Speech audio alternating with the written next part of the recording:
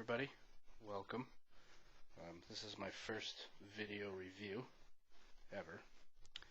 I decided to do it because the X-55 Rhino H.O.T.A.S system from Saitek is pretty new to the market. Their pre-order has been going on for the last, I don't know, about 3 weeks or so, and their ship date is coming out as April 3rd of this year. I got lucky. I don't know why. It shipped out on Valentine's Day. Got here about 2 days ago, and I've been playing with it ever since, getting to know it. So here's the box that it came in. It's packaged pretty good. Cardboard, bags. I've already opened it, obviously. Here's the filler. Some of the cardboard stuff that comes in it. There's a nice Saitek setup card here. You can see it. You just open it up like a little book. Gives you all the important stuff for the joystick and throttle assembly. Won't really need that too much. So we'll get on to the actual items here.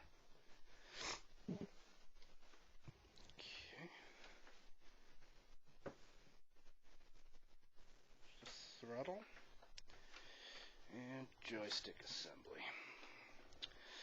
Alright, now the first thing you'll notice in the joystick and the throttle is the coating. It has almost a rubberized coating on both joystick and throttle assembly. I can only imagine it would be for added grip when you're in the fierce dogfights.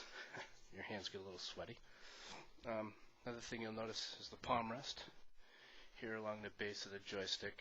It's actually pretty comfortable. Fits your hand pretty good. They're both fairly heavy duty. They weigh a lot. Well, at least as joysticks are concerned. They have some weight to them, so you can move them both to their extremities, and you don't have to worry about them sliding on the table. That's something I like. I don't usually hit them very hard, but if I do in the heat of a game, I don't want to lose control. It has a metal plaque right here. X-55 Advanced Control Flight System. That's kind of a nice addition here. You'll notice here there's a spring, and that's to be able to adjust the tension. It comes apart fairly easily.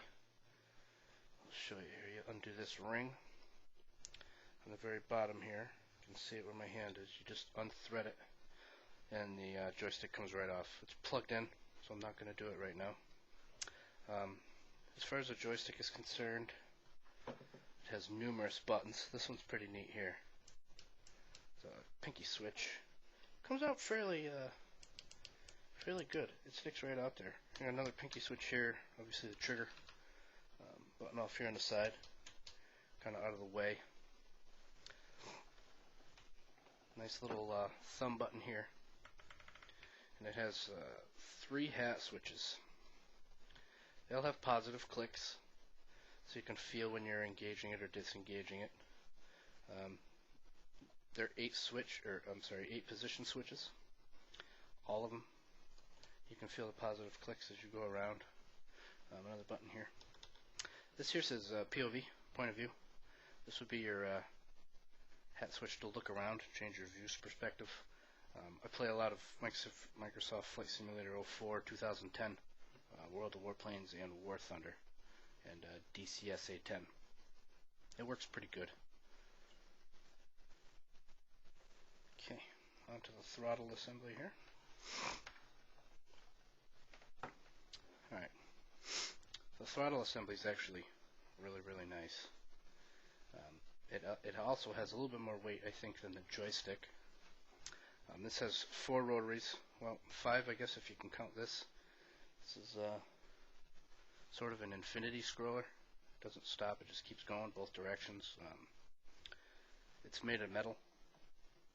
Looks like aluminum. Has a knurled edge on it here, so you can use your pinky while you're manipulating your throttle lever.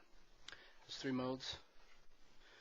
Just try to get out of the way here. Mode 1, Mode 2, Mode 3, all the way down. It stays light green. Also has 7 toggle switches. They're monetary, so they stay in the neutral position in the middle. That would be on. That would be off. They also go up. So you have 1, 2, 3, 4, 5, 6 across the bottom. And 1, 2, 3, 4, 5, 6, 7, 8 up top here. Plus 2 rotaries here. They look like radio dials almost. I've been using them as trim tabs in the combat simulators that I've been doing. They seem to work pretty good.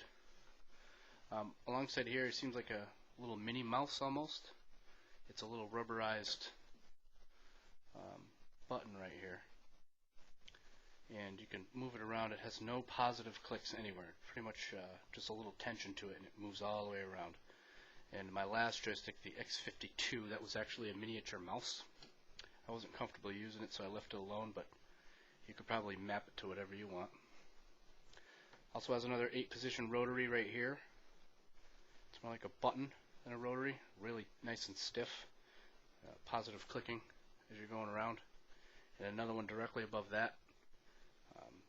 They have a different texture to it. This is almost a star pattern, so you can feel which button you're on. But this is the exact same thing, 8 positions all the way around. So there's 8, that's 16 buttons right there, 16 things you can map to. And also it's a slider button here. You can feel it as you slide it, it clicks, which is really nice. It has another rotary here for your thumb.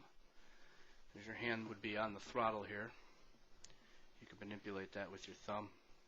Also here with your index finger or your thumb as you're flying, which is really, really nice. On the side here is the tension adjustment for the throttle. I have it set all the way loose right now because it's just stiff enough to where you can move it with one finger back and forth.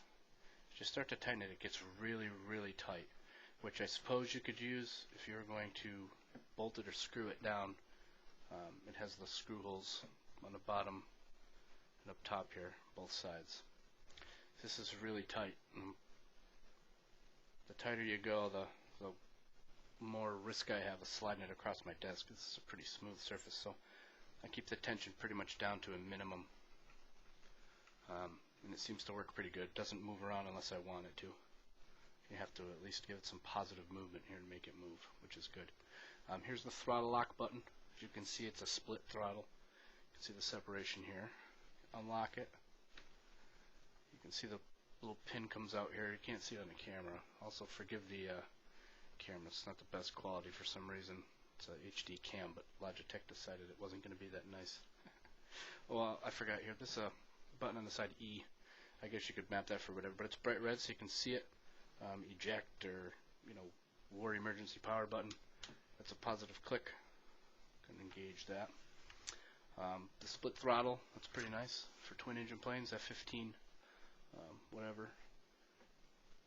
You have the option to run a right and left engine, right and left throttle, which I think is pretty neat. Either way, they're both still pretty comfortable, even just using one at a time. They fit in your hand pretty good. And this was a neat discovery for me. I didn't realize it until after I played with it for a few hours here. There's more buttons on the back side. These are real good. This would be your index finger here, up and down. Then you have a positive click here. You can almost set that as speed flaps or combat flaps, whatever you want. Rockets, guns, however you decide to do it. All in all, I'm really impressed with them both. I'm very limited in the time that I've had it. Obviously, with a ship date of April 3rd, I got real lucky on getting it as early as I did, which is why I'm doing this review. I looked and looked when I first heard about this, because I was looking for a cheap joystick. Obviously, the Thrustmaster is supposed to be one of the best quality out there. However, it's about $500 that I don't have to put into flight sim gear. So I decided to give this a shot, and I got it early. I got lucky. So I want to put this out there for everybody who's been looking around, wondering how this system is. And I got to tell you, I absolutely love it. It's comfortable. It's smooth. It's heavy duty. It has a lot of buttons for whatever you might need. The only bad thing I can say is I wish it had a couple more rotaries, 2 or 3 more rotary switches. But other than that, no complaints. Would not steer you wrong. So you wouldn't be missing out on anything else. I can pretty much speak from experience here. I've tried just about everything out there. And in my opinion, I'd give this a 9 out of 10 stars. Absolutely. 100%. I'm very happy with it. Any questions, feel free to pop them in there. Comments, suggestions, feel free. Hopefully I'll do another review here pretty soon on the Trek IR5 Pro and Pro Clip. Hopefully. And we will talk to you later. Thanks for watching.